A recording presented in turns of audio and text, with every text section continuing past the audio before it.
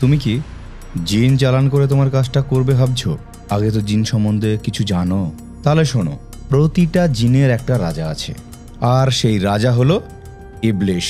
একসময় সে ছিল ফেরেশতা, কিন্তু পরম পিতার আদেশ অমান্য করে নরকে নিক্ষিপ্ত হয়েছিল। তার সিংহাসন আজও পাতা আছে পৃথিবীর সবচেয়ে সমুদ্রের গভীরে, ঢেউ আর অন্ধকারের গভীরে। সেখান থেকে সে তার অশুভ নির্দেশগুলো জারি করে। ইবলিশ সে তো নিজে আদি শয়তান, কিন্তু তার অনুচরদের মধ্যে সব থেকে শ্রেষ্ঠ হলো ইফরিত জিন আর মারিদ জিন। এরা মুহূর্তে পাহাড়কে চূর্ণ বিচূর্ণ করার ক্ষমতা রাখে।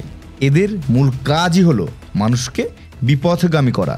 তারা কানে মিথ্যের বিষ ঢেলে দেয় এবং তার শিরায় উপশিরায় ছড়িয়ে দেয়। এর ফলে সে এমন কোনো ডিসিশন নেয় যাতে তার জীবন পুরো শেষ। তার রূপ, সে আপনার সামনে আসতে পারে আপনার প্রিয়জনের বেশে, অথবা কোনো ভয়ঙ্কর জন্তুর আকারে। তবে তার আসল রূপ হলো অহংকার ও ঘৃণার চরমতম বিগ্রহ। তুমি কি জানতে চাও কিভাবে ইবলিশ জিনকে চিনবে? তাহলে কমেন্টে লেখো, হ্যাঁ জানতে চাই।